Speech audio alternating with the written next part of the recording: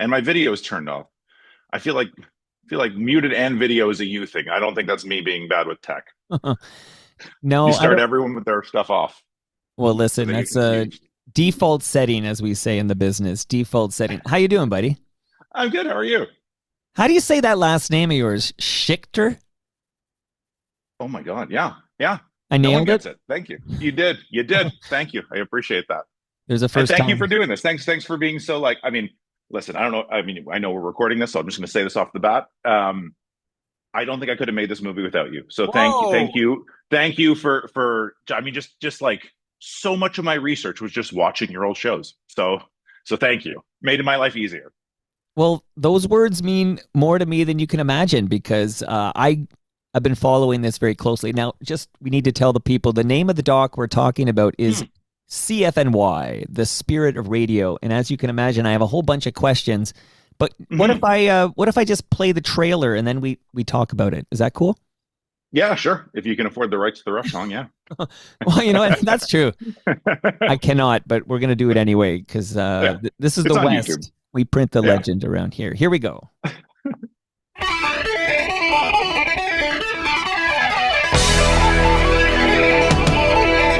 102.1, the spirit of radio.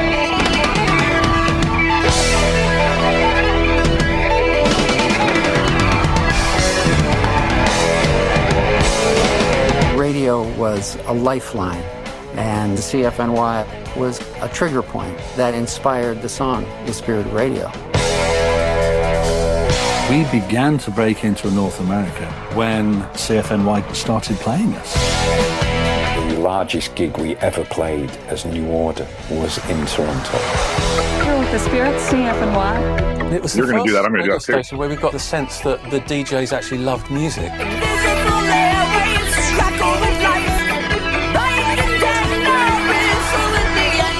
I thought these guys are off the wall.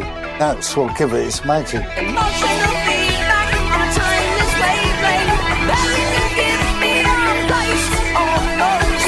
Those artists that define the 80s, CFNY, the Spirit of Radio, played all those bands first. Radio and records were the only ways of communication that we had rather than playing it for people. For us, it was the station that we grew up with. But if you get people who are passionate about the thing that they're presenting and you put them all together in one place, that to me is what CFNY was all about. We're coming to you live. We're feeling good. CFNY just changed the way I listen to music. CFNY FM, 102.1, the spirit of radio. Wow, a little Don Burns there at the end. Okay, Matt, I got so many questions. I don't know where to begin, but where do I begin? Yeah. Well, we just heard Spirit of Radio by Rush. Like, how vital was it that that song be in this doc? Like, can this documentary about CFNY even exist if you don't pay for Spirit of Radio by Rush? Yeah, good question. I mean, yes, it could. I don't think it'd be as good, and we wouldn't be able to tell that story. I mean, I guess you could tell the story, but you can't really tell the story without having the song in it. You know, like you need to hear it. You need to hear what actually inspired it. But they were super cool. I mean, they've been on board since the beginning, so it's been really nice. It was really. I mean, it's been so long now, but it's been really nice to have worked with them and just given us free reign, essentially. Not free reign. We paid for it, obviously, but like not an insane amount of money. I don't think I'm allowed to talk about how much money anything costs, really. I think there are rules or Well, what would unwritten happen? rules Like, or Matt, whatever. what would happen if you told me what you guys paid for Spirit I'd of probably be Radio? lying because it was 2.5 years ago and I don't remember. It's- but Well, look, we'll get to but it that. was not as yeah. Sorry, we'll It was get to not a that. Go ahead. You go. You go. no. It's your show. No, you know what? It's easier in person, right? But where are you in the world right now? I live in Glasgow now. I'm in the UK. See, And I've been here just over 2 years. And we shot some interviews here. My first time in Glasgow was the Jim Kerr interview. wait a minute. So you went to Scotland to make the CFNY doc, that interview, and you stayed? Like, Yeah. I was like, I love it here. I'm not going home. No. A year later, moved here. Maybe, yeah, about a year later. but why did you move to Scotland? Long story. So essentially, but I'll try and do it quickly. So mid-pandemic, I was making movies, and I realized that because everything was over Zoom, unless you're on set, all the prep was done over Zoom. So it's like, oh, I could live anywhere, and Toronto's getting expensive, and there was a bunch of other stuff and whatever. A bunch of things happened. I was married at the time, and we were like, let's try something new, some new adventures. And she had a UK passport. My grandma was born in Manchester. I get a UK visa, and we started throwing darts at the board. And then 2 Septembers ago, we both got jobs here in Scotland, and was like, that's the universe saying, just try it. And honestly, could not be happier. It's so like Canada. Everyone has a cousin in like Bolton or Mississauga or something. And it's like, it's very, I mean, I think Canadian roots are kind of Scottish. Like, it is very much the same. It's cool. I love it. But the words you used, I was married at the time. Yeah, yeah. So you're not married to her anymore. We are not. You want to go that? We don't need to talk about that on this show. That's not what this is about. I mean, everything's fine. Nothing happened. We're still friends. It just didn't work out. It's all good.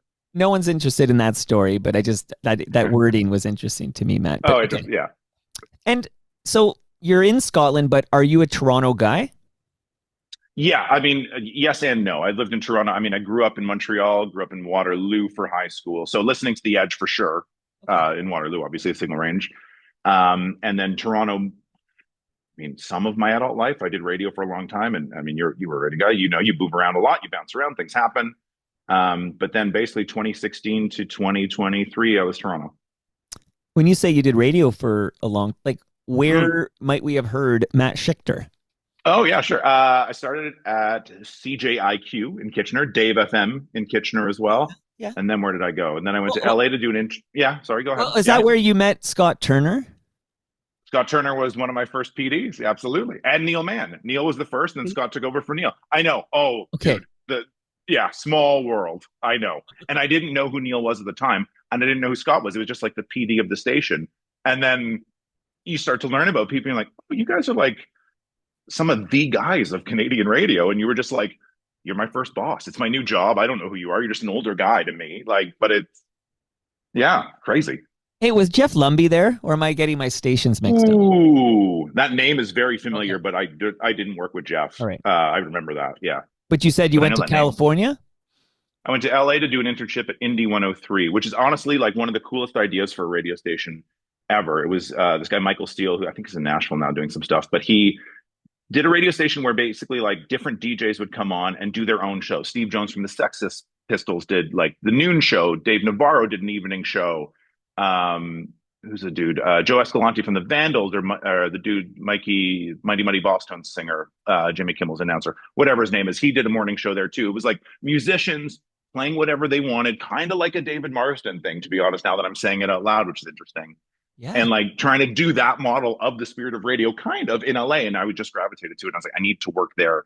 So, yeah. Okay. So the reason I wanted to point out that you're in Scotland is that's a very good excuse for why you're not in my basement right now, my South Etobicoke basement. And then I think the reason I was going there was because if I talk over you, it's because you're not in the room. Like this is easier when you're sitting right there and I can read your yes.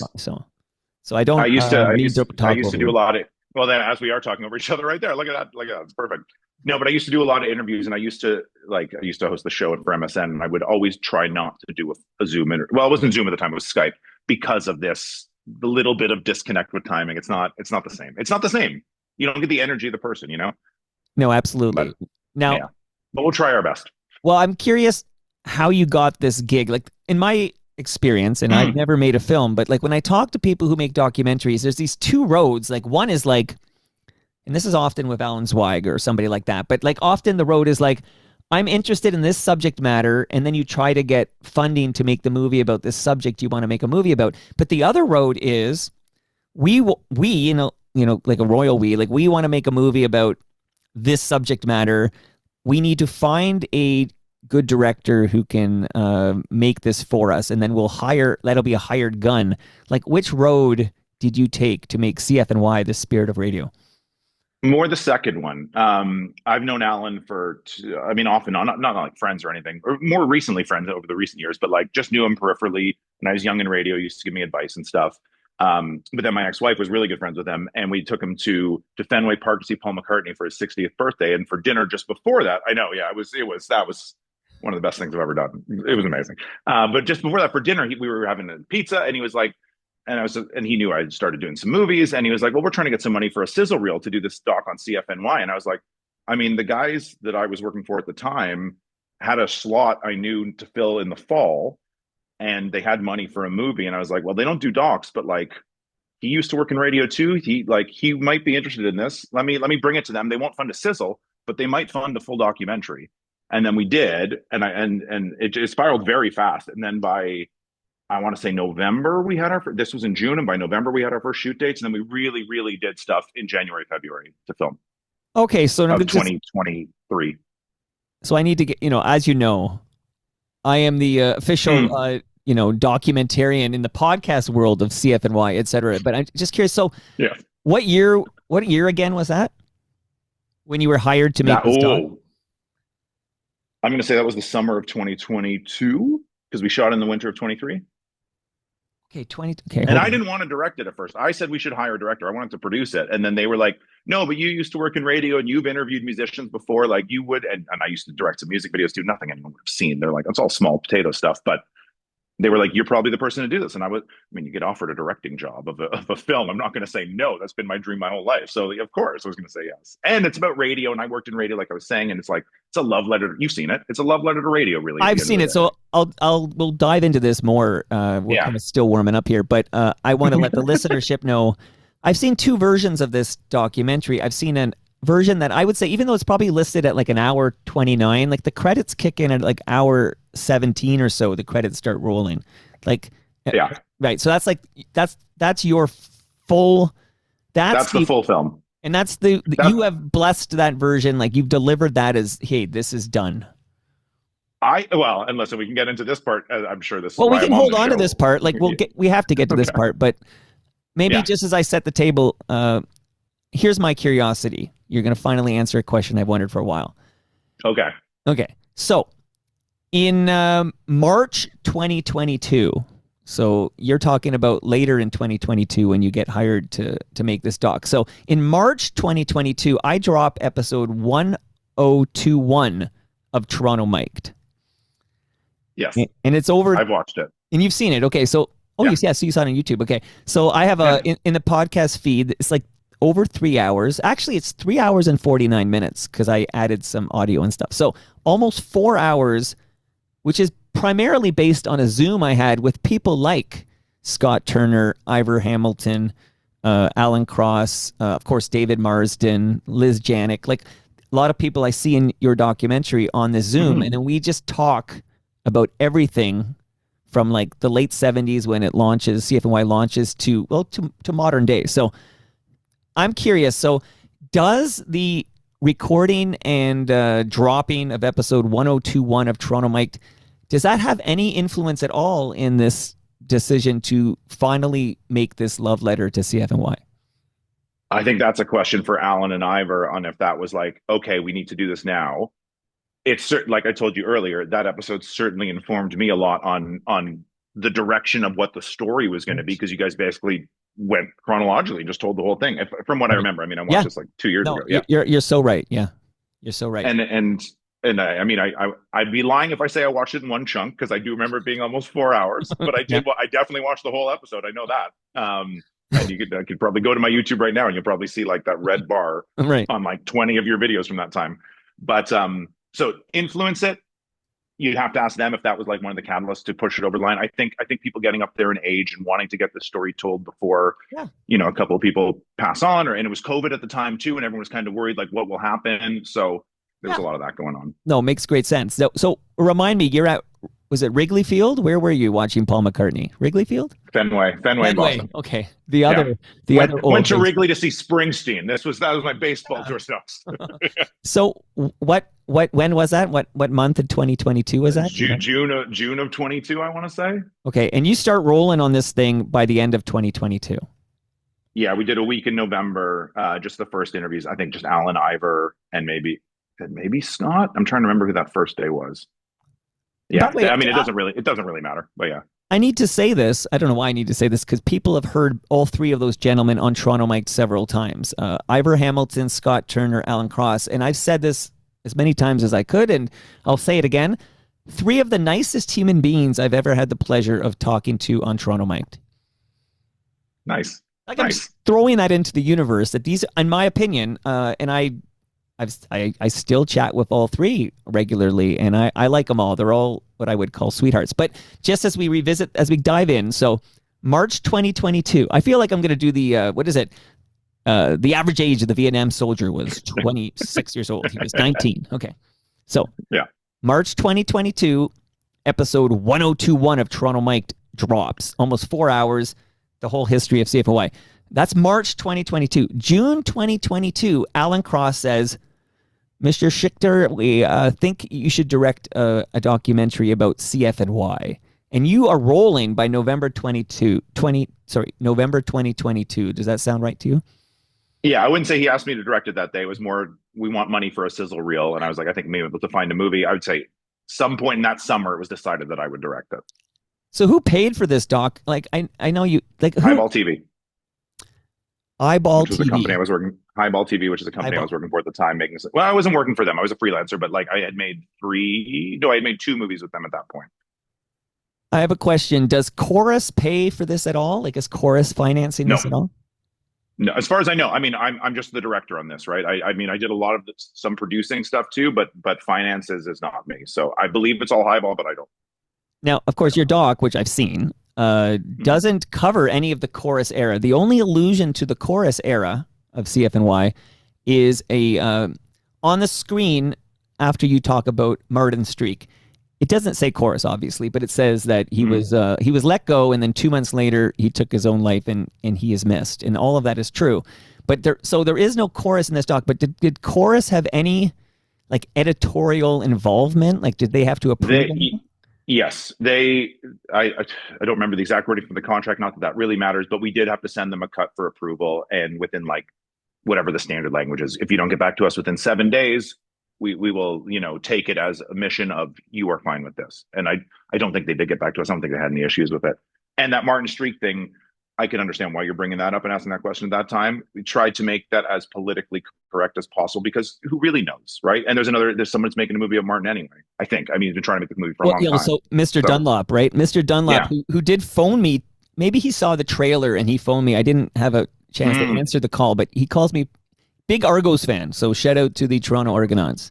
But Mr. Dunlop, that documentary is way older than the CFNY documentary, and I believe I was even interviewed for it, believe it or not, even though I never had a conversation with Martin Streak in my entire life. I was a fan. No, I never met. I would say to you, I have never met, and I never will, sadly, meet Martin Streak. I was just a fan, but I think I get pulled into this story because I break the tragic news of his passing. So the first place on the World Wide Web to report the fact that Martin Streak had passed away, which was a shock to everybody, as you can imagine, probably was a shock to you, was me. And therefore I became like at the time, the internet was a little different back then, but I became this place where people were going that night to discuss and confer. So that's sort of, other than me being a huge fan of this station. But this begs a question real quick here, that I see you on Zoom and you are younger than me. So congrats. You. Well, you don't know that for sure, but okay. Okay, I would bet a lot. I'll bet you a case of Great Lakes beer that I was born before you. You could do a little better than that, but okay, fine. All right. Palma pasta lasagna as well. Yeah, there we go. Okay. Yeah, it's probably fair, but yeah. But that means so no, I did not grow up in the Spirit of Radio era. Right. No, it was new. It was news to me. That's right. So, and by the way, and I never lied about this, I wasn't tuning in 1985 to hear Live Earl Jive and Beverly Hill on CFNY. Like, I come to CFNY very late 80s, and Marsden's gone in 87. So, you could argue the Spirit of Radio is 77 to 87, which is the David Marsden era. Yeah, I don't think that's an argument. I think that would be kind of a fact, right? Everything kind of falls apart. David's the linchpin to all of it. Well, the movie's about CFNY. The movie's about David. Like, and it was more about David until we realized, okay, there's a couple other things we should talk about too. But it really became apparent during the interviews. It's funny making a documentary. Like, I make a lot of scripted films, and you go in with a script like a narrative film, and you go in with a script, and you know what the story is. You know what the movie's about. You know what all the beats are. But with a doc, you're taking all these interviews and you're saying, okay, what's the story and what that everyone is telling, and who tells it best from this point of view? And like, it's a very interesting way of making a film that I hadn't done before. and David is the crux of it. Absolutely. We talk about this being a love letter to CFNY, but really, let's face it, this is a love letter to a man who I love chatting with. He's such a legend, but David Marsden, this is a love letter to David Marsden. Mm-hmm. And everyone that watches the film, not that I've showed it to a lot of people, but obviously we got, when we were doing the cuts, we send it to some people we trust, and they're like, watch this, let us know. Every single person, who is that man? I love that man, is what they said about David. Well, they love his hair. Oh yeah, the hair too is amazing. Of course, the hair is amazing. I was so happy about it. And he was wearing this velvet jacket, and it just kept getting stuck, and hair and makeup would come in and be like, oh no, hang on. It's like, it's fine. It's an interview. He doesn't have to be perfect. Like it's amazing. It's so good. His hair is great. He's great. He's just such a special person. I'm so glad that his story, not that it wasn't told before, but at least this gives maybe a new life or a new audience to his story, hopefully. Yeah, and I love the fact there's a little taste of Dave Mickey in this doc. Like, and that Geddy Lee gets to say it too, which is the best. Yeah. And we get at least a few moments of hearing Dave Mickey, because I'm not much older than you, but of course I have no memories of Dave Mickey. I was born in the 70s. There's no Dave Mickey in my life, but it's unbelievable to hear archival audio of Dave Mickey and realize, oh, that's David Marsden. Like, there's such completely different personas. Yeah, absolutely. Yeah, I mean, that's kind of cool too. The evolution of a radio host is kind of cool. Like, I don't, in my radio career, I don't think I evolved at all. I think it was always just the same dude. And I think most DJs are probably like that, but it's like, I mean, a 30, 40-year career, I guess, allows you to do that. You have to reinvent yourself a little bit. And those were volatile times. Like, he went through the 50s, the 60s, the 70s. That's a very interesting, especially for radio, that's a very interesting time. And it's a particularly interesting time if you're a gay man. That too. And the way that story is told in the film is that's everybody on set. I just remember that moment when he tells that part of the story. Everyone was like, that's your movie. This guy is the movie. You felt it in the room. Everyone not teared up, but a few people did. And like, the energy changed, and the movie midway through that, I can't think of it. He's there all day. It was maybe a 5-hour interview, but that was the point of like, that's our movie. We just figured it out. If I got you funding, maybe it wouldn't be me, because I don't know if I have access to such deep pockets, but if you had funding, you have enough footage probably for a David Marsden documentary, right? Yeah, I mean, I would say the first cut of the movie, maybe not the first cut, one of the cuts of the early cuts of the movie was definitely more of a David Marsden film. And then we realized it was a little too much, because it is, it was commissioned about the spirit of radio era, not just David. So, and I think we do justice to David, though. He certainly is like I keep saying, the crux of the story, and he's got his own little segment in it and everything. But yeah, yeah. Absolutely. Like I said, it's a love letter to David Marsden. But now that you said cuts, I need to ask you some. I don't have to be uncomfortable, but just be as honest as you can, and just know. Yeah. I was going to say inquiring minds. I know where this is going. It's fine. Well, do you want to go there, and then I'll see if you went in the right direction, or do you want me to just guide you? I'll go in the truthful direction. There's no right or wrong. Okay. Well, it's not truthful. The truth, there's my side, there's other people's sides. The truth will be somewhere in the middle, right? But I am very curious in your side. Like, so maybe we start by, like, when I watched that hour, the version where the credits start to roll at an hour 17. Yeah. Okay. That was for film festivals. Yeah.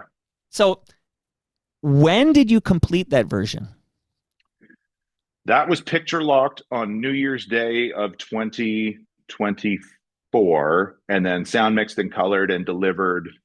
Don't remember the exact date. Some point in May 2024. Okay.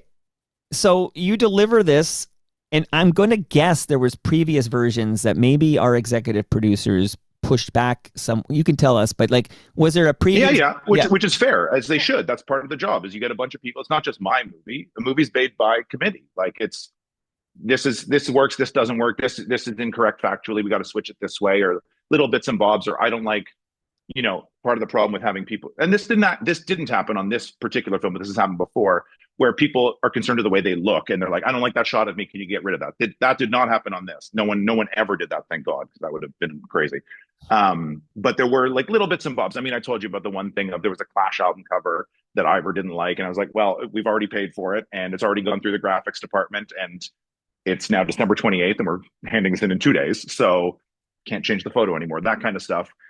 And a lot of it is just like, things that could have been mentioned before weren't, and then were brought up too late, and then it's just like, but this is the film now. So Could have said things weeks ago. Can we call those like little things? Yeah, little things. There were a few little things, a few, but there's always going to be. And then someone, unfortunately for me, in this case, I'm the director. The buck stops with me just due to the title. I have to be the one who makes the decisions. That's my job. That's why they hired me. That's why I was hired for this. And I think you did a pretty good job. Like, the movie's fine. I don't think it's the greatest documentary of all time, but like, it works. You've seen it. It works. I think. That's a terrible sell. Not on this show. Don't cut that out. Yeah. That'll be the quote. The movie's fine. The director wants you to know, but at least you're not the director. You don't have to sell tickets. The director's a very self-deprecating man and can't be like, I've created the greatest thing of all time. I can't do that. Who are the executive? Just for the record, I've seen the list of five names. Yeah, who are the executive producers? Yeah, Alan Cross, Ivor Hamilton, Scott Turner, Barbara Hall, and Chantal Jackson. An obvious question that Torontonians are going to be curious about is this a different Barbara Hall? Like, there's, of course, we had a mayor. We had a mayor named Barbara Hall. Oh, no. Yeah, different Barbara Hall. Emmy award-winning music supervisor. I feel like she needs to stick an initial in there, like Barbara. Oh, yes, like Barbara M. Hall or something. Yeah. Because a lot of people are going to be like, oh, I had no idea Barbara Hall was so interested in... So into music, so into new wave, yeah. Okay, so here we are rolling. So when you deliver this thing, and it sounds like it's all... You basically sign off. What was the feedback from your executive producers with that version that you delivered in May 2024? I thought everything was fine. And then obviously there's been, you and I have corresponded a little bit over the last few years. I've seen some posts, I've seen some stories, I've seen some things. Is that Mike just stirring the pot? I don't know. But I've heard there was some upset. I don't want to go too far into it, but like I heard they didn't love it. I'm still not entirely sure what they don't like about it. I heard there was a new cut, and then I sent it to you. I've seen it now. Oh, you're referring to the 60-minute version. Sorry, yes. Okay, the 60-minute version that will air on TVO January 6th, 9 p.m. Now, obviously, we'll be streaming. I'm no filmmaker, okay? But I know that if your movie runs an hour 29 and you need it to be 60 minutes, my big brain says you need to cut 29 minutes out of this documentary. Like, did you do that? Yes, I did. I heard TVO was interested about a year ago, and I was asked to shorten it. How? Well, they said we can shorten it, or we can give you a first pass if you want to shorten it. And I said, let me take a stab at it and see what I can do. I think I cut out the Pete and Geets bit. I cut it a little bit at the end towards which was kind of like the coda, I suppose, of the film, and the intro bit. That's first bit. It was what are the easiest things to cut that don't destroy the story, kind of thing. Like a couple of things I noticed. So again, I had the privilege, the great honor of viewing. You might be the only one ever. Well, other than you. Yeah. Well, and the team that made it, but yeah. Right, of course. So I watched the full version, which was for festivals, because I do know Alan Cross, and maybe there's a thing I try to follow this. Like, you're supposed to under-promise, over-deliver, but my mantra has been to over-promise and over-deliver, which is always a very difficult task, actually. But I feel like Alan Cross had expectations set very high in that, I don't know, I think it was 2020. He said the goal was to have this film air during TIFF of 2024. That was the original plan, yeah. It did not get in. Never really know why, but that happens. Probably a very strong documentary year. It is, look, we both obviously, I wouldn't be here and you wouldn't be here if we didn't love this subject, but I also understand it's not for everybody. Like, it's not, I thought TIFF would have been a good home for it, mind you, but whatever. Didn't get into festivals. Movies don't get into festivals all the time. It did get into some other festivals that here's a little bit of dirt for you, that I was told it's not allowed to premiere at said festivals. We got into 4 or 5 festivals. Woodstock, which is a huge music festival. Great. That's where the Broken Social Scene documentary premiered last year. And I was told this cut is not for the audience. No one's allowed to see this thing. It cannot go to these festivals. And then I see this TVO cut that's coming out. And I'm like, I made this cut. So it's still the same movie. What was wrong with it that it couldn't go to film festivals? This conversation is all part of me. Again, I know somebody right now is grumbling, what a shit disturber or something. I'm actually very glad this film exists. And on January 6th, Canadians can watch this on TVO. Like, I think TVO's got a good deal going where if you miss it on the actual television, like it'll be on their YouTube channel, if I know TVO docs as well as I think I do. But like, so we're mere weeks away, like, from Canadians being able to watch the 60-minute cut. Do we know that your 60-minute cut, well, I guess you're going to tell us, but that you don't know, but we're going to find out. Your 60-minute cut that you did about a year ago, is that the same 60 minutes we're all going to see on January 6th? I think so, but I honestly don't know. I mean, but why don't you know? Like, you're the director, Matt. Like, this is what I'm trying to figure out. What happens? The director, you seem like, when did you find out this was going to air on January 6th? My friend texted me when did you email me? My friend texted me like maybe 20 minutes before you emailed me. Yeah, that's when they went public on, I think, social media or something. Like, so okay. They went public, and I was given a heads up that it was imminent, but that day I wrote you was the day it went into the public realm. Like, 2 days ago, 3 days ago, something like that. Yeah. Yeah, like, I won't, if somebody tells me, oh, this is coming out next week, I'm not an asshole where I'm going to go, I'm going to let them announce it, which is what I did in this case. And that's what I'm going to do. Because again, mad respect and love for Alan Cross, Scott Turner, and Ivor Hamilton, 3 people I have a lot of time for. I'm not here to stir up shit, but there's something smells here because you aren't allowed to, like, I know from a recent visit from Alan Zweig and a recent chat with Biff Naked, these are 2 people who had documentaries that they wanted in TIFF 2025, and both couldn't get their films into TIFF, but they both ended up at a Calgary Film Festival, which they will joke was like a consolation prize or whatever. But I don't understand why your hour 29 cut that I watched and thought was a beautiful love letter to CFNY and David Marsden, I don't know why you'd be told we cannot air this at these film festivals. Well, that's a much nicer review than what you sent me in the email. I was prepared to be underwhelmed, and I wasn't. Thank you for saying such a nice thing now. Well, because I was shouting out Chris Murphy from Sloan. Of course. I do say underwhelmed. Sorry to not throw the reference on the air. Yeah, of course, obviously. But I was prepared when I sat down to watch the full version. I don't know what timestamp to give it. I'll just call it hour 29. When I sat down to watch the hour 29 version, 100%, I was prepared for it to be kind of bad. And why were you prepared for it to be kind of bad? I mean, I'm not going to outsource. I think that's the whole. Anyway, please. Like, so this is, again, I even had a chat yesterday with somebody who had seen a previous cut. I think maybe, and I'm going to speculate here, and you tell me if this might be right. Was there a version, and you're going to say, of course there was, because this is how filmmaking works. But you probably delivered a version before this version I saw that was probably passionately disliked by these stakeholders. I don't think so, or at least not publicly. Like there's enough. There was a Vimeo link where everyone got to make notes on and say, I don't like this at like 34:27 or 59:60. Well, 60 doesn't make any sense. 59:43 or whatever, like with timestamps of I don't like this or I don't like that, and change this, change that, which happy to do. But again, end of the day, someone has to be in charge. And if someone's not in charge, nothing gets done. So someone has to make decisions because there's deadlines and there's money on the line, and it's a bonded film. So if it's not delivered the day it says it's delivered, people start losing money, and decisions just have to be made sometimes. So I think there's a world where this could have been a very different movie from different interviews or from different points of view, or if people wanted to give more dirt on stuff that happened. Like, there's none of that in this film, but no one wants to talk about any of that kind of stuff. I'm sure there was some. I mean, it's the 80s, right? I'm sure there was some sort of like other shit going on, but no one wants to talk about any of that, and which is fine. And that's not what this movie is.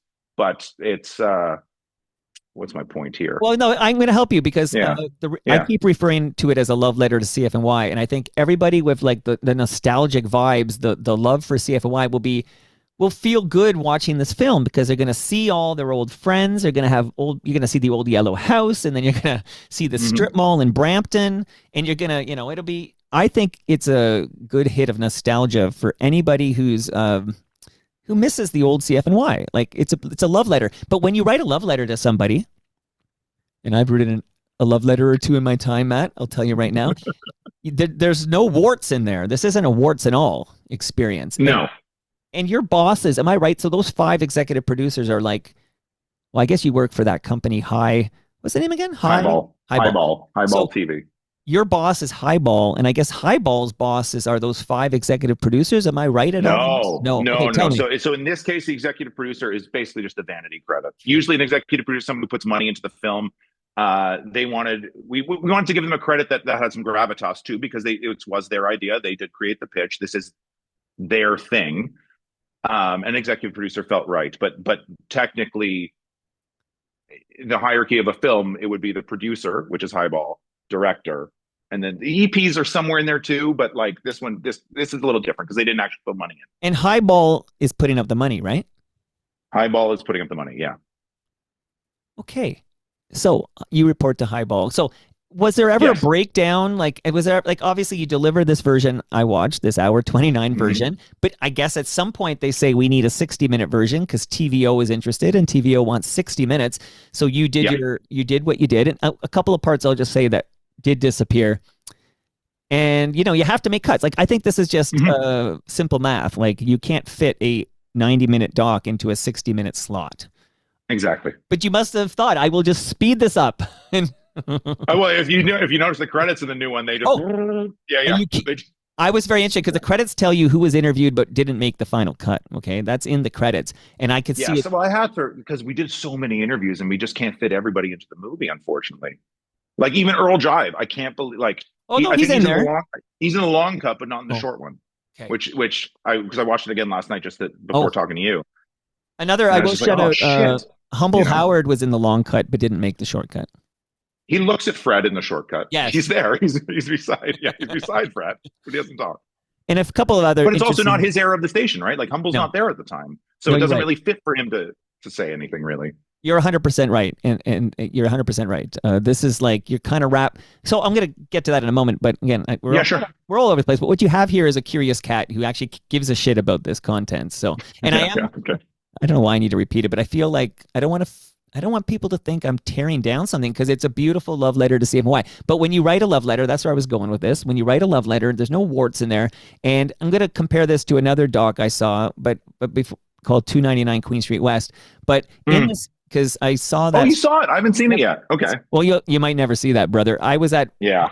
So Sean Menard, who made that film, has become a good bud, actually. I just went to Roy Thompson Hall to watch the Toronto Symphony Orchestra live score a documentary called Run Terry Run about Terry Fox that Sean Menard made for the Terry Fox Foundation. And the doc was amazing because there was footage of Terry Fox, somebody I've admired my entire life. I run every year for Terry.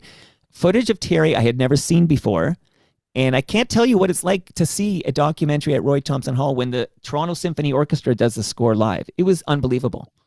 Yeah, I bet. That sounds amazing. Yeah. That's so cool. Yeah. But Sean, who's an interesting cat. I don't know if you've met Sean Menard, but no. I don't know him. I just know he made that movie. He made 299 Queen Street West, and I saw it because he rented out Roy Thompson Hall for the premiere because he was pissed off. That's right. Tiff said no, and he said basically, "Fuck it, I'll do it myself." And he rents out Roy Thompson Hall. I can't imagine what that price tag is. On a Friday night, and I was there. He invited me because he had come on here to talk about it, and he knew I was a big fan of Much Music. I was, and that documentary is also a love letter to Much Music and misses all the warts. So my only pet peeve with these docs, and your doc is wonderful, but whoa, like you're glossing. I happen to know where some bodies are buried, and I happen to know some stuff, right? Some real talk, and nothing even slightly.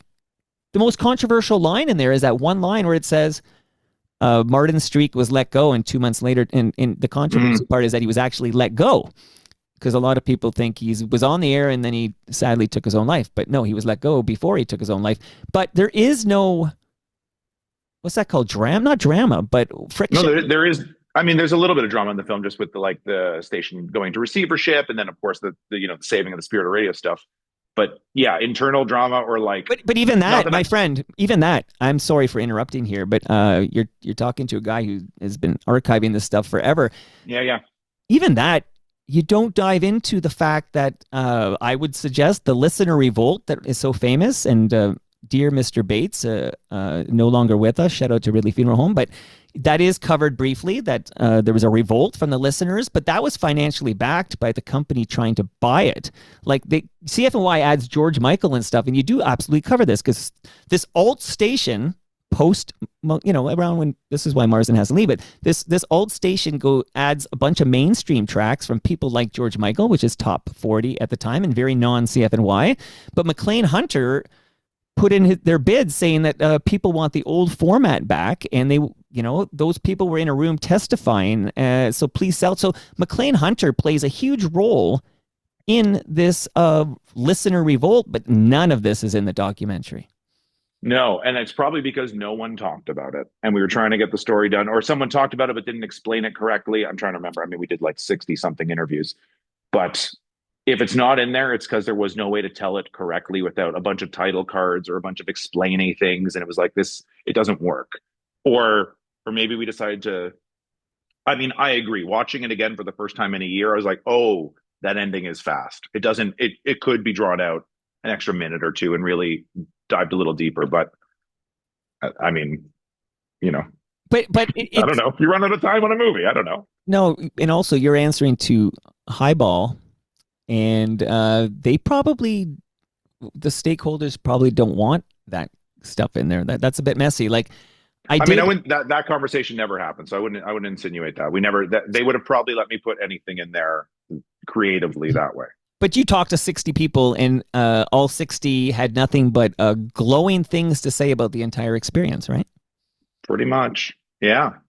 But I can also understand why, knowing that the people you worked with are going to see this. You don't want to and if anyone was really upset I'm trying to think if anyone was really upset. Did anyone come into purposely stir shit up? And no one did. So, I was kind of hoping Jim Fonger would a little bit, and then But then I see Jim Fonger's side of the whole equation, the whole thing. I was like, oh, you're not the bad guy after all. You kind of are in our story, but you just thought it was a good business decision. I understand, Well, that's your there's a job. moment, I had a little giggle to myself. There's a moment where Jim Fonger makes a statement that we basically made CFNY like Shepard's show, where Chris Shepard, and I got to ask you about Chris Shepard in a moment, but Chris Shepard would put a mainstream pop song alongside the alt, the Skinny Puppy or whatever.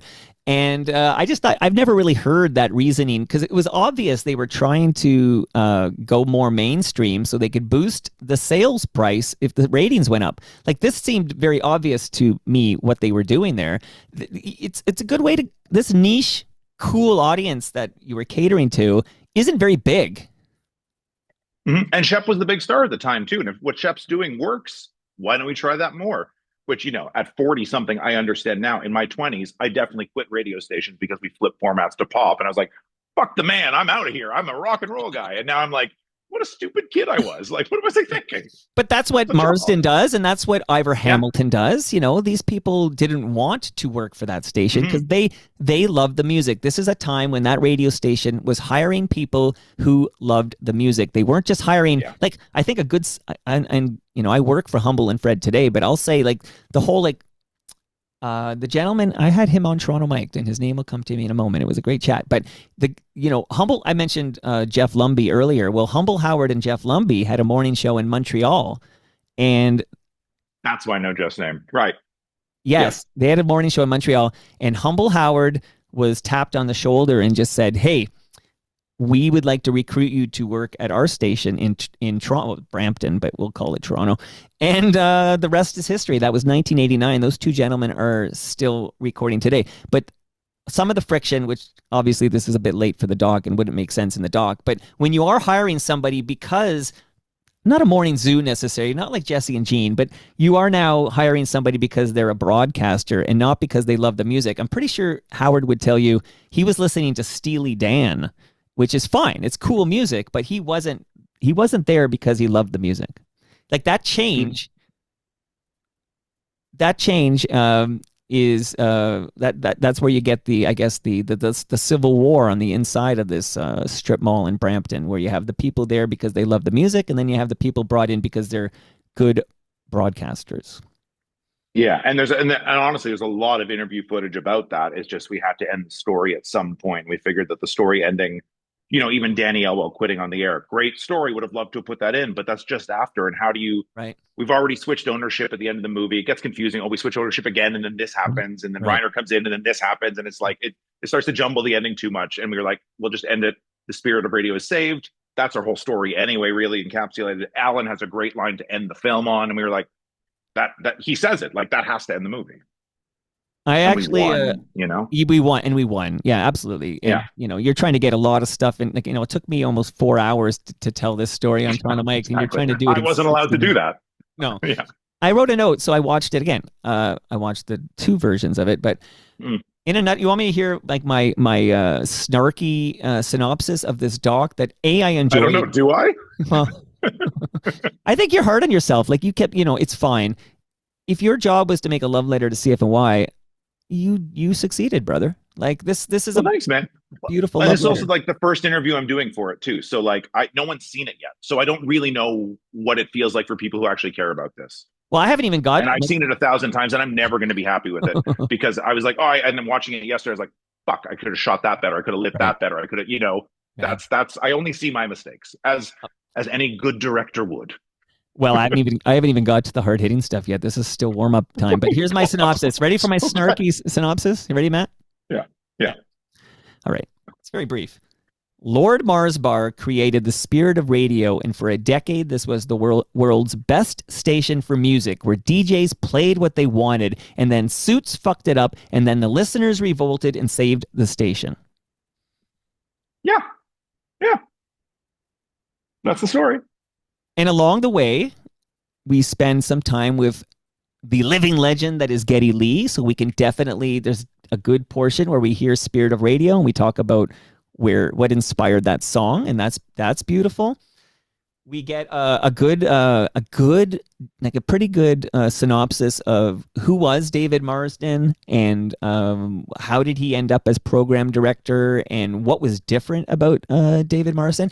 Also, I want to shout out, we mentioned his name, and I have a question about this, but of course, you can't tell the story without Chris Shepherd, and he was the star of that station. I used to record his overnights. I would record to cassette, and you heard stuff on those overnights that you weren't hearing anywhere else, and it was great. And Chris Shepherd is a guy I personally have been trying to get on Toronto Mike for 10 years now. But didn't you get him? He was on Humble and Fred, wasn't he? He showed up somewhere. Yeah, well, listen, I produced that show. I can tell you exactly what happened, which is, and I've done an episode, I think, called "Searching for Shepherd." I think I'm almost 100% sure. That sounds right. That sounds right. And in that episode, I do air to my knowledge, the last public appearance from Chris Shepherd, which is a 2014 visit to the old Humble and Fred studio, which was on a street called 30th in Alderwood here in South Etobicoke. And Chris Shepherd, it's kind of interesting in that he floats in and out of this accent that he invented for his persona, Chris Shepherd. It sounds like he's from England or something. And then yeah. Oh, I remember from Love Inc. Absolutely. And he talks about being like not a professor, but maybe getting like degrees and all these different. I mean, if you went in, I remember the interview. Yeah. Like I would bet you dollars to donuts that he did not get any of these degrees, but that's another story. But that's the last public record of Chris Shepherd in 2014. I can't tell you how hard, and I actually respect a man who wants to disappear. Like you have the right, Matt, to go disappear in Scotland. I can go disappear in wherever, the mountains of Alberta or something. But Chris Shepherd has the right to go off the grid and disappear. But it is wild how he has disappeared, considering what a big figure he was. How hard did you try to get Chris Shepherd on your documentary? So hard. Every possible avenue. There's rumors that he's in Costa Rica now. We debated flying down there for like a week and trying to find him. We were like, well, we can't afford to do that, but it would be fun. We got close. Some writer whose name escapes me knows how to contact him, said she would reach out, never heard back, followed up. And I think she said, I'm still trying, or he hasn't got back to me or something. And it never came. And then it was almost like, do we turn this movie into a Searching for Shepherd kind of film? Is that what do we just pivot entirely? And it's like, no, the movie, it's about the spirit. It's about David. It's not that. And maybe there's a future film where we do trying to find Shepherd. Who knows? Yeah. If this does well at all, maybe someone will want to pay for that. But I agree with you. I think it's so cool that he's just gone. There's another Yeah. doc that came out before yours, a Play to Record documentary, and Yeah. they use archival footage because that's all they have. But it was another example where I was thinking, it's wild we can't get Shep to talk about this. You know, he bought all his DJ stuff there and everything. It was a key part of the documentary. And your doc, this CFNY doc, I mean, I can tell you, and I think I've shared this before, but people were basically having interviews with me about leads, because I do have some interesting leads, and all of them are pointing to Costa Rica. All my leads. And I have a gentleman who's reached out who says Shep is living with his aunt in Costa Rica, and they're having trouble reaching her. And this guy was trying to see if I had any way to reach Shepard so they could reach his aunt. And I've had several moments like this with, and then I go back and toggle back and forth between the man clearly wants to be off the grid and he wanted to disappear. Let the man disappear. So I often think about this too. Searching for Shep. Like, go to Costa Rica, track him down, and then I always remind myself, leave the guy alone. He clearly wants to be off the grid. Yeah. Or has to be off the grid for other reasons that we might not know. That's some stuff I've heard too. Oh, dude, I've got those too. But that's also just people want to make stories up, right? Too, and like make it sound, oh, he's hiding from the mafia or whatever. I don't know. Like That's all this crazy shit that I've heard over the last. Yeah, that's the one. Yeah, exactly. Right. Oh, whether it's true or not. Yeah, but Lauren Honickman wants me to say allegedly. So Lauren says, yes, of course, allegedly. Everything is allegedly. Yes, of course. Allegedly, a lot of those club shows were cash transactions, and allegedly, the mob is very interested in Chris Shepard, and therefore, allegedly, Chris Shepard had to disappear. Allegedly, yes. No, I mean, I'm so far from that. I have no idea what's true, but I like the idea of that story. That's fun. I mean, it's terrible, but it's fun. Yeah, so it's a cool ending to like this guy's career here. Like it's like a Bob Dylan story. Like even you saying he's changed his voice a little bit to sound English. Like it's kind of the Bob Dylan story in a way, like of creating this persona. Yeah, 100%. It's a persona, and yeah. So if Shep's listening to me right now, Mike at TorontoMike.com, reach out, brother. Let's talk. Okay. But the other name, emailed me 2 years ago. Yeah. So I was keen, like, for years I've wanted to see this documentary and see how you handle the Shepard stuff. And shout out to Cliff Cohen, who's gets to say some lovely words about Chris Shepard. I hope he made the 60-minute cut, right? He made the. He did. He absolutely did. Yeah. That'll make his day there. Also, Captain Phil Evans is a sweetheart. I want to shout him out. He made the 60-minute cut. Sure did. Went to Vancouver to go talk to him. That was fun. And speaking of Vancouver, much love. Oh, man. I used to record with him on the reg, but we got to get him back. Brother Bill made the cut. Yeah, that was one of my favorite interviews. He talking about, and I wish I could have kept this in, but he got real emotional talking about Martin. And it was and he got me to cry behind the camera. And I was like, I need to put this in. And I just couldn't put it. It didn't fit. And it's too bad. But I did tell Dunlop, legally, I don't know what I can give him.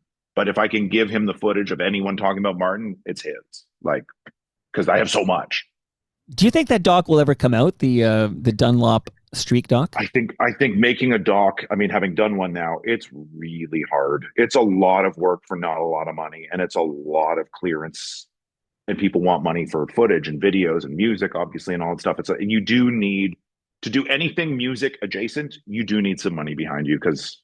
It's record labels and all that, and you can't tell a Martin story without some music in it, So, one thing about that doc is he put a sizzle reel on YouTube, and every stitch of that audio was from Toronto Mic'd episodes.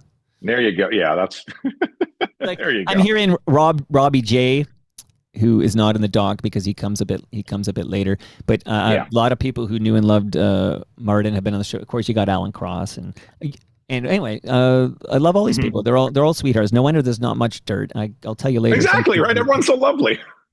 But you mentioned Martin Streak, so it sounds like, because I was very interested in how you handle the Martin Streak stuff, and I actually was mildly surprised at how little Martin Streak there was in the doc. And again, you didn't have timing. 3 hours. Yeah. Yeah, exactly, right. It's what can you say more than what we got in the interviews other than, I mean, I could have put Brother Bill's 4 or 5 minute, like, beautiful monologue, but it's too long for a film. I hear you, because it is a bit, maybe this is a criticism, but it's mildly jarring that you get the Streak love, but you don't get any friend of Streak speaking of the tragedy that unfolds in 2009, you get the screen that just says, I think yeah, go ahead. I think we all kind of agreed that that was the best way to handle it. I don't really remember the there was definitely a conversation about that because we knew we had to do that tastefully and correctly, and also like legally, because I mean, my heart of hearts, I don't know if my heart of hearts, I won't say that. I don't think the chorus decision had anything to do with it. I mean, maybe it did. I don't know. But you also got to be careful because you can't blame anyone because no one really knows what happened. You can't blame anyone. No, like, listen, jobs change, things happen. But the best way to handle that without going overboard in any direction was probably just the title card, the way we handled it. Understood. At least we thought. Yeah.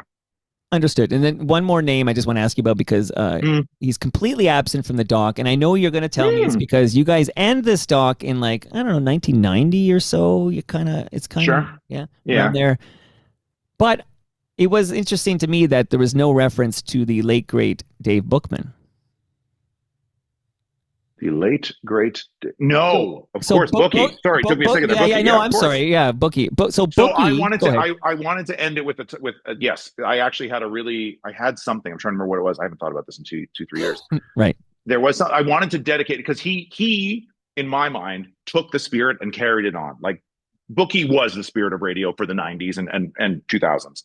And there was something that I wanted to put it like in memory of Bookie, but you can't just throw in memory or kind of explain that in this story because who is this guy for anyone who doesn't know the story? Right. I'm with you, man. I know.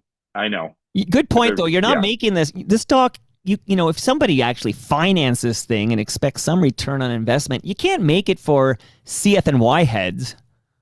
No, I would have, and that's a whole different movie. That's any documentary, right? You can't do it for you do it for the diehards too, because you want to put a couple of Easter egg and little things in there that they might love, but like, you are doing it for a broader audience of, this is what, like, this station is why we have Arcade Fire, why we have Broken Social Team, why we have this indie scene in Toronto that like won a bunch of Grammys 10 years ago. Like, without the spirit of radio, the Toronto music scene would not, and I even would dare to say the Toronto cultural scene, like what Toronto is now, is very different than the 80s. And I think CFNY had a huge part of it becoming this inclusive, open, artistic kind of city that it's become. And this did hit the cutting room floor because this did appear in the longer cut, and then there was no room for it in the 16 version. I know what you're going to say. Yeah. Well, a couple of bands. Well, one particularly, of course, is Bare Naked Ladies, because Stephen Page, you do see him in the shorter cut, but in fact, he's in that trailer actually that I played. Which, by the way, it's worth noting that trailer is essentially the first 2 minutes of the film. Pretty much, yeah. Yeah, the TV version, yeah. Right, the TVO. Well, that's the thing. Again, I have some more version questions for you, but hold on. So the other band, I know. We're almost, has this been okay? Like, I'm loving this, man. Yeah, absolutely. Okay, I'm getting to talk about this. I haven't talked about this in 2 years, so it's fun. But that's going to lead to another question, which is you seem to have been cut out from this. Like, your name is still going to be on it. It's going to be directed by Matt Schichter. But like, I thought on my blog, I was wondering if it's going to be, who is it, Al Smithy? Who is it that directs? Someone else mentioned that too, my editor. When I heard there was a new cut, I sent it to my editor being like, did you cut this? And he was like, no. But if I didn't, I want to be Alan Smithy on it. So it's like, yeah. Yeah, well, so, okay, let me wrap up on the band. So Blue Rodeo. Okay, so Jim Cuddy is in this doc. A lot of FOTMs in this doc, by the way, and you're now an FOTM, so congrats to you, Matt. Thank you. I feel very special. But Jim, waiting. You've been waiting. You knew my number. Come on. Since episode 1021. Oh my God. Yeah. I think. Oh, by the way, you could have put something in the closing credits to say, all the, Go ahead. Did I not? No, you didn't. Because in the longer version, I could actually watch all the credits looking for your name. I do that too, to be fair. But yeah. Of course I did. But I did see FOTM Hall of Famer Ed Conroy is listed there, so I'm happy that he's going to be my guest for Christmas Crackers, which is coming up. So thank you, Ed Conroy, who is also known as Retro Ontario. But yeah, so Blue Rodeo, there is stuff that got cut, but talk about how and I've had Greg and I've had Jim on the show, and we talk about this, but the first single, Tanks, and then he talks about the only station that was playing Blue Rodeo and from the beginning of Outskirts there was CFNY, and all that gets cut for time, obviously. Gets cut for time, and it's the end of the story, and it doesn't really fit. If you're trying to tell the story of the spirit of radio, I mean, don't get me, I love Cuddy. Cuddy's one of my favorite interviewees always, but Blue Rodeo isn't CFNY music. Like it doesn't fit with the new wave stuff, No. that the 60-minute version, or the Bare Naked Ladies for that matter. Like that's a different sound than the spirit of radio. Yeah, yeah. So yeah, because Bare Naked Ladies is post Spirit of Radio, and Yeah, much but just like, after, like they're still on 83 Kennedy Road South. It still happens in that building, but it is just after the story. I think you could probably say that when Mars Bar leaves that note, and was it Leslie Cross who shared the note? Leslie Cross. Leslie Cross came to her interview at Daniel Lanois Grant Avenue Studios in Hamilton with a here's another Canadian reference, with a tickle trunk full of CFNY photos and gear and merch and memorabilia, and I'm so happy she had that note. I cannot believe she kept it. I mean, I can believe she kept it, but well, of course so she happy. did. I had her on episode 1021. She loves David Marsden, and she loved working there, and she loved everybody there. Yeah. So, Yeah. but so I feel like really Spirit of Radio ends the moment the great legend Mars Bar leaves that note on the kitchen table. Yeah, pretty much. And then, of course, like anything, everything dies and then it slowly wilts away afterwards. So you have to kind of have a little bit of an epilogue of here's what happened afterwards. And luckily for us, it's the Larry Bates part. So there is a bit of a like, ooh, what happens? And that's, yeah. And then, but then the story does end and then it's a whole different thing. Right. And then then there's a transition to the Edge, but like, that's a different thing. 100%. Okay. So again, this 60-minute version that you handed off, which was a 60-minute edit for TVO, I guess, because you had been told that we need a 60-minute version for TVO. How confident are you, Matt, that that's the version that will air on January 6th? I would think it's very close if it's not the same version. I honestly have no idea, for multiple reasons that probably shouldn't get into on here, but that's fine. I can't imagine it's that different because it would take so much work to change too much of it. Like it takes a year to edit a documentary. There's like hundreds of hours of footage. So it can't be that different. And it was signed off by everybody, including the bond and insurance and all these like higher ups and people everywhere. So it can't be that different. I mean, I asked Alan for the link to this TVO version. He sent it to me, which is my cut. But he said they changed 2 title cards. I don't see title cards being different than what I remember, but again, it's 2 years ago. So maybe there are a couple of little things that are changed. But those are super tiny changes. Exactly. And there's a Rush album cover that doesn't seem to be in the TVO version that I'm like, oh, that's interesting. Why isn't that there? Who knows? It's funny. I asked, so full disclosure, I did reach out to the 3 amigos there, Ivor, Scott, and Alan, and asked if I could see, like privately, I wouldn't share it, but can I see the version that's going to air on TVO? And they told me it's not done yet. Well, I find that hard to believe considering it's airing in 2 weeks. And considering you delivered it almost a year ago, right?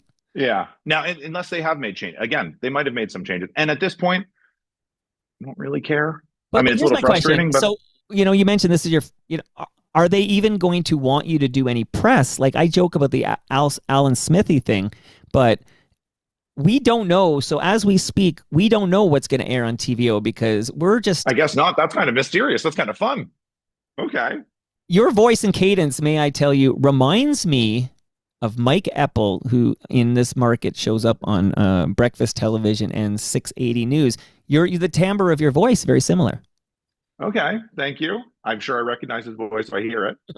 I might have to get you and Mike Eppel like on a little Zoom with me together and just do like... Just go back and forth, read the same lines? Yeah, very similar timbre. I wonder if anyone else listening has picked up on it. But as I hear you in the headphones, so I guess the final... Through my AirPod mic too. I'm sorry. Well, you sound fine to me. You sound fine to me, and I really am glad you did this because it's going to be like you're in court or something, and I'm cross-examining you on this thing. And I don't know.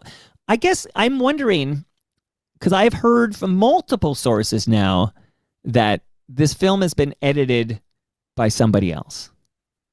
So I don't know who that is. Matt, I'm so confused because if you delivered a 60-minute version and if it's except for a couple of title cards, that's what we're going to see on TVO. And again, once I see this thing on TVO, because Nobody can stop me from viewing a doc on TVO. But once I see it, I'll know what's different because I'll compare and contrast and I'll report back, of course.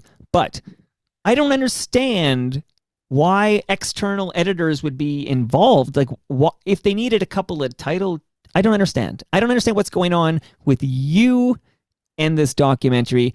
If this is your documentary, why is there any controversy anywhere? I don't get any of it. I honestly have no idea. This is all news to me. It's all very. Again, so my theory, and maybe this is why I said, "Oh, I'm boring you. You're looking at your watch. No, you're like." I got a text. I got a text from Mike Eppel. We're not live anywhere. We're not live anywhere, Matt. So I got a text from. How often does he text you? I think he's excited. I won a podcast award last night, and he's very excited about it. Oh, congratulations! That's amazing. Yeah, so there you go. You deserve it. That's that awesome. lets people know what time we're talking here. Friday, December 19th. But was there any falling out with you and the kind gentleman from CFNY? I'll leave it at that. Okay. Because there's a missing link here, and maybe that's the missing link, and you don't owe me any explanation or any private information. No, you know what? I will say a little more because I think that will actually lead to more than it actually was. I think they disagreed with some of the stuff. I had to make some decisions at the end saying, I'm the director. Someone needs to make a decision. We don't have time. I think that might have angered a couple of people because it wasn't the stuff that they wanted. I think they wanted a different way of telling the story, adding some voiceover, adding some of this, adding some of that. And I'm like, those decisions I would have been all for had this been 6 months ago. But like, this is a week before we're delivering the cut. Like this is the structure of the film. Those are huge structural changes, and it's a different movie and this wasn't the idea, but forgive me, if Alan's narrating the whole thing. Like, that's a different film. It's a different way of cutting it. It's a different story. It's taking music in and out at different points, and and I never wanted to have a narrator. The guests narrate the movie in this.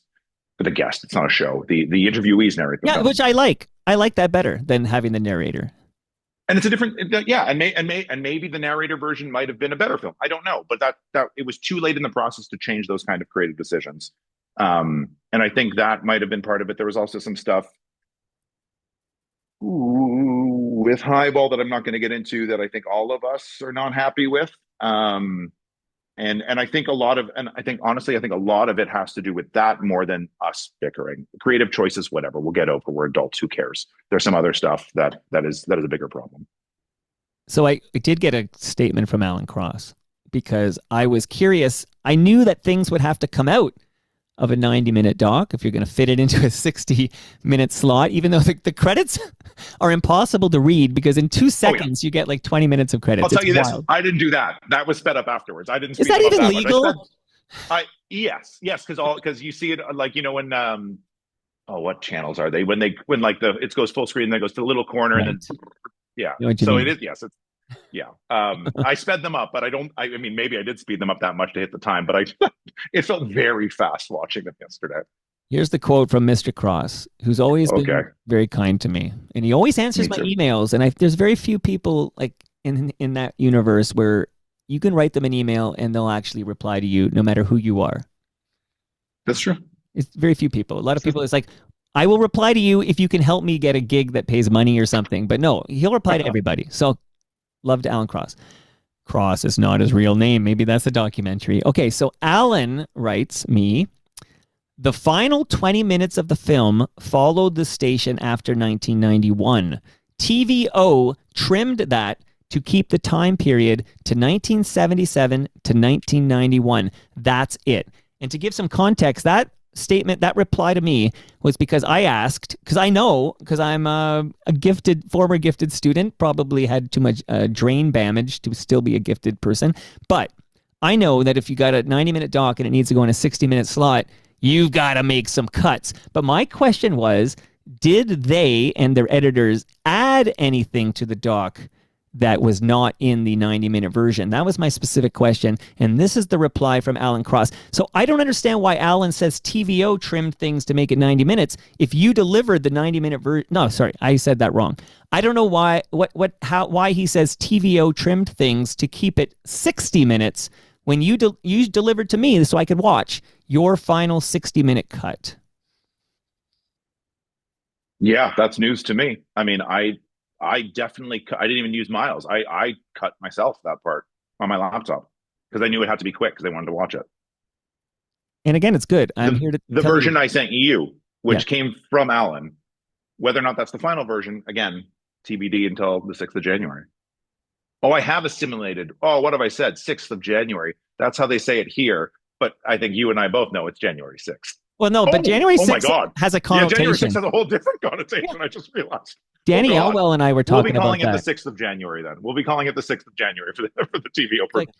But I do remember at some point, years after 2001, I'd be invited to something and it would be September 11th. And forever, I'm like, oh, yeah, September 11th. Like, we can just treat that like a regular day. But when you hear that, oh, the big day is the big day is January 6th. Yeah, your first thought is there's going to be some kind of an insurrection. Yeah. I mean, that fits with the whole station vibe, right? Like, that's the listener revolt. All right. In a very different way, obviously. Matt, you've been great. Like, again, we've only had until today, we've only had email exchanges, but you did send me the loveliest email. You were on your way to interview Geets Romo, and I think you were on a train. I think you're on. And you sent me because he was building a station near Windsor in Amherst, Ontario. And you sent me still building stations, Mike. He's still building stations. I like how you slipped that in. Yeah, he was the engineer. Oh, by the way, he was the engineer. And it's like, hey, would you go on the radio with Pete Griffin? different Peter Griffin, everybody. Okay. That'll be confusing for the kids, too. Peter Griffin was on the morning show? My goodness. Okay. So shout out to Ridley Funeral Home. We lost him. Well, I think he lived to be 80, but okay, I digress. So you wrote me a note to say, basically, that you were listening to Geets Romo here in the basement here in South Etobicoke because I had a pretty long discussion with him. I played a lot of Bean Geets. And I just think it's really sweet that you reached out to let me know, because you didn't owe me anything. I didn't know you were listening. But you let me know that you found my Toronto Mic'd episodes of CFNY Personalities to be entertaining and helpful. So I just want to say thank you. Yeah. I did. Like I said at the beginning of this chat, it was, and I see you're wrapping up now. Okay, so it's a good full circle. Look at you. You are a good host. You brought it all full circle towards the end. You did. I mean, like I said, listen, there's only so many interviews with a lot of these people. You happen to be archiving it very, very well and like in depth with a lot of research. And obviously, even from this chat, you care. And that's all you can ask for when you're trying to research a documentary that does, like, where am I going to find an interview with Leslie Cross? You know, like the only place is you. Right. Which is fantastic that you've done this. You know, it's lovely, and hopefully I can carry that torch a little bit with this movie if it's still my movie in 2 weeks. Who knows? Well, there's the crux, right? Neither of us know what will air on TVO on January 6, 2026. But I guess you'll need a VPN or something. Like, I'll find a way. Yeah, I was actually supposed to still be in Toronto, and then the movie I'm shooting in at the end of January got pushed up a little bit. Now I fly back New Year's Eve, unfortunately. Well, I was going to ask, like, because they're going to have a premiere of sorts at the Chorus Key building, I believe. Like, they're giving out tickets on Chorus-owned radio stations. Like, that's kind of cool. It's cool, but the director won't be there. No, director has not been asked to be there either, though. Right. Director never said no, never asked.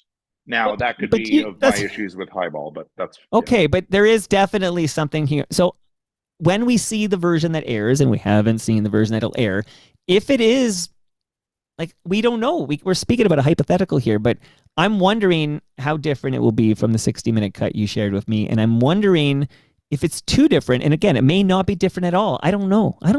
But how different... it could be better. I don't know. But at what point, it's sort of like if you have a ship and then you change it part by part, and then at some point there's no original parts. Is it still the ship? Right. Yeah. Is it still my movie? Yeah.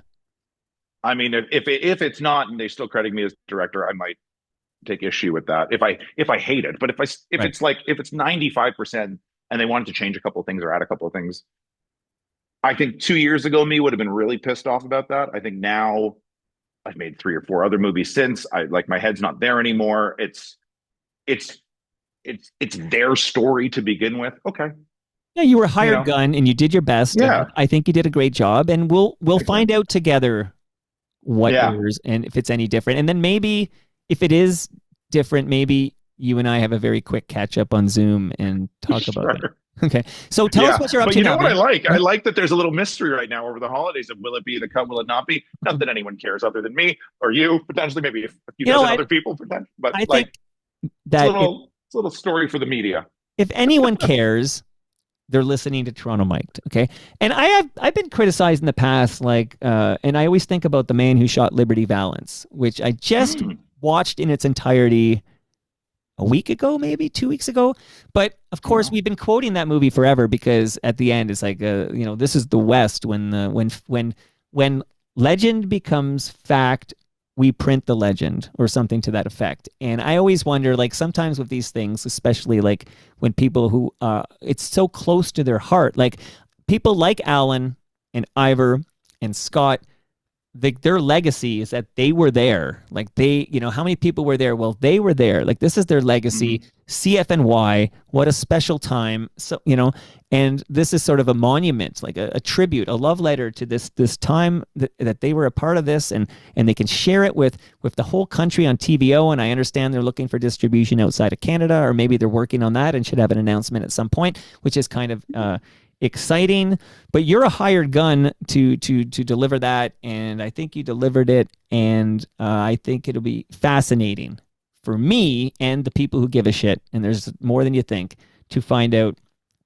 I guess I got to find out from you and I, since who else could really speak to this or will speak to this. Yeah. But that version on TVO versus the 60-minute version you shared with me, what are the differences? Can you even tell the differences? I've now seen your doc so many times, I feel like I'll be able to do it beat by beat by beat. Yeah, and I'm glad I watched it again yesterday before this chat, so that way I can also be like, right, it's fresh again. It's fresh again. Hey, you mentioned, sure it'll be great. You mentioned you're working on some things. Like, let's at least a couple of minutes before we say goodbye here, since I'm connecting to you all the way in Scotland. Unless you got to go, I don't know what your timelines are like. But couple we've minutes. Gone a while. Yeah. Okay. Cool. Tell me what the heck you've been up to since you completed the CFNY project. So let's see. I started working at a company called Blazing Griffin, who are amazing, a production company here in Scotland, who just did California Schemin', which is James McAvoy's directorial debut, premiered at TIFF in September. Wow. We also had Glenn Rothen that premiered at TIFF in September with Brian Cox as the director, his first time directing a film. So a couple of big name first time directors. Huge names.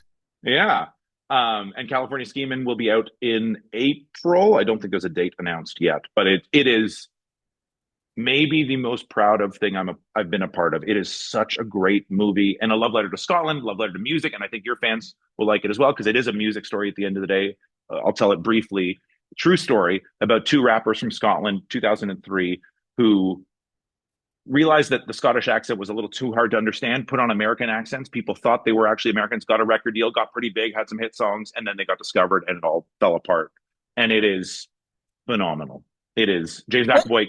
What's the name of this? What's the name of that Scottish band that put on the American? They were called Syllable and Brains. Okay. And it never, I don't think it got huge in Canada, but at least here in the UK, people know who they are. And they're seen as Scottish Robin Hoods for Scotland because they're they stuck it to the man, So cool. It reminds me a titch of the Sopranos theme song by Alabama 3, which I believe is a Scottish band kind of faking that they're American or something to that effect. Oh, okay. That's cool. Didn't know that. Yeah. That's cool. Because when you hear that, woke up this morning, it totally sounds like, I don't know, from Texas or something. I don't know. Yeah. But I think they might be Scottish, but then I could be completely wrong and I'll have to fix this in post and that'll never happen and I'll look like an idiot here.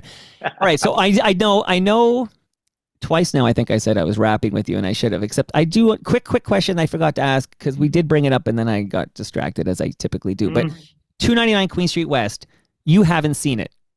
No, I want to, but no, I haven't. And then we got off talking about Sean Much Music so much. I love Much Music so much. It's my childhood.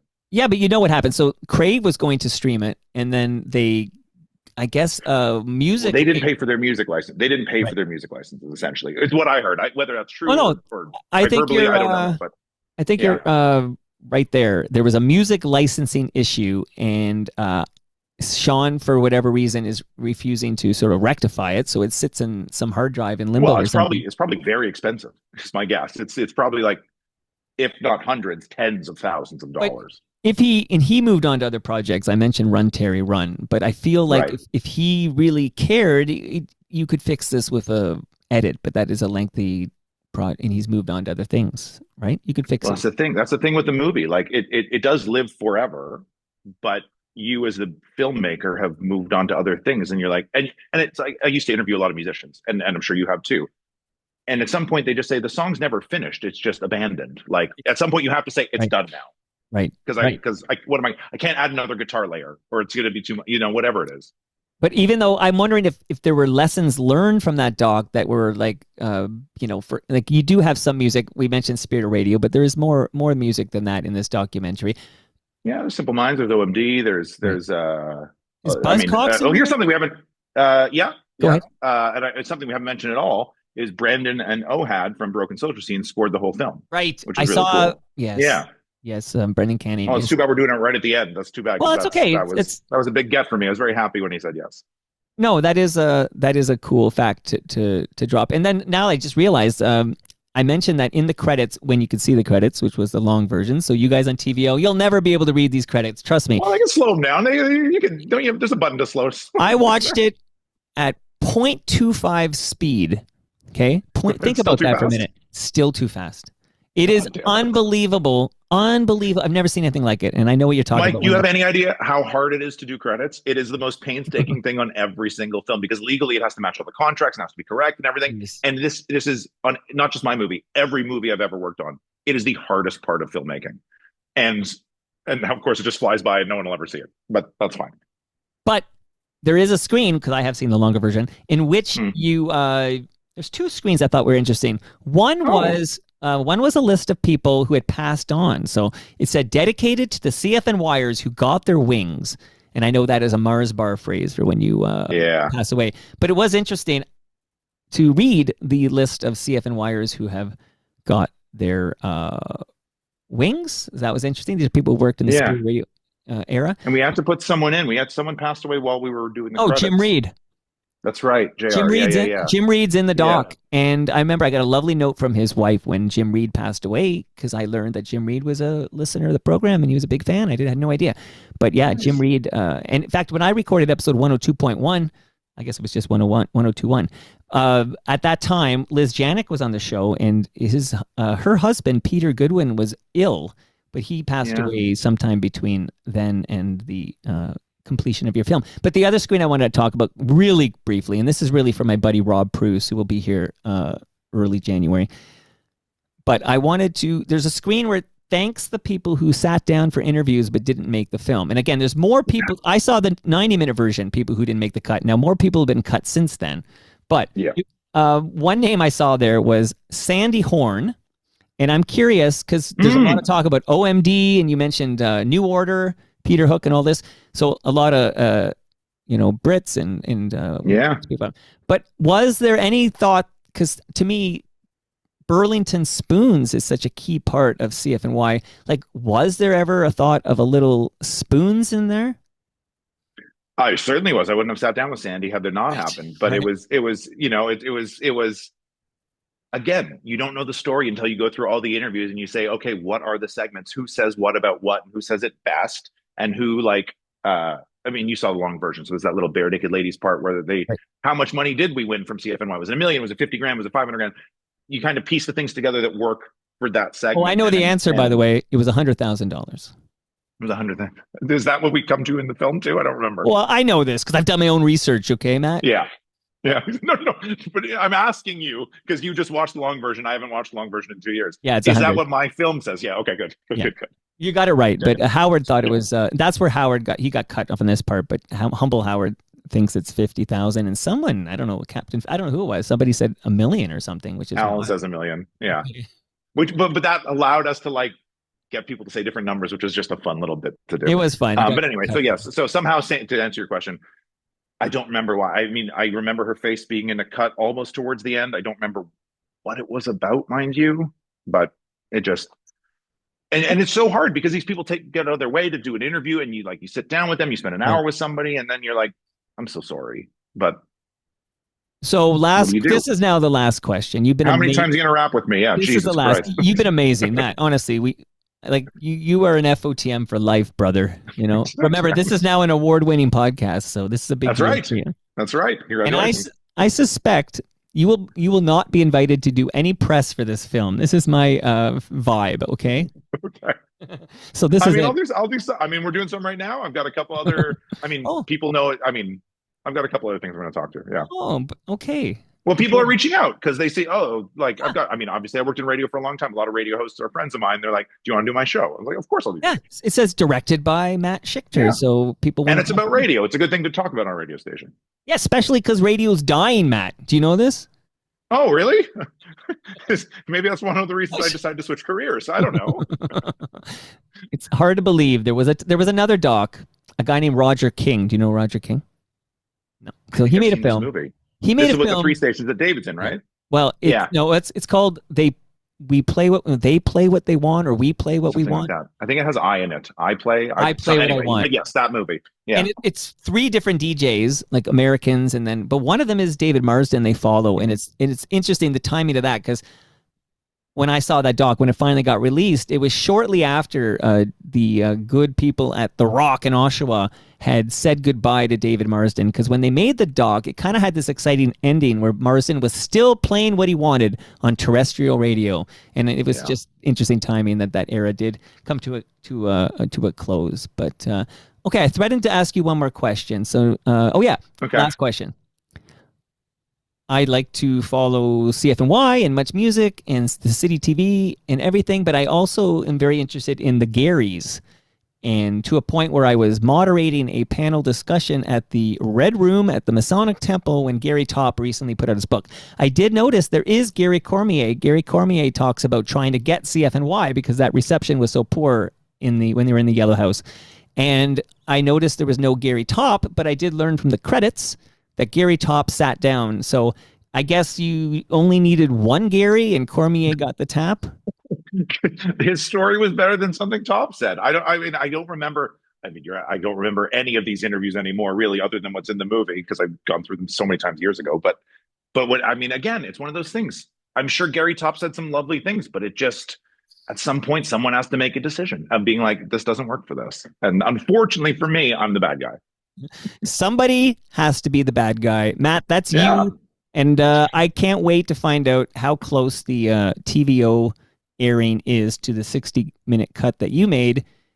Yeah. And we'll if it's different, we're going to chat again, brother. All right. And if it's the same, this is our goodbye. We never see each other again. If it's the same, we could talk about that, but that would be a boring chat, I think. But we will definitely talk again. Yeah. And if you're ever in town, I'm going to buy you a Great Lakes beer. Thanks, man. Appreciate that. Great to meet you, but thanks for you too.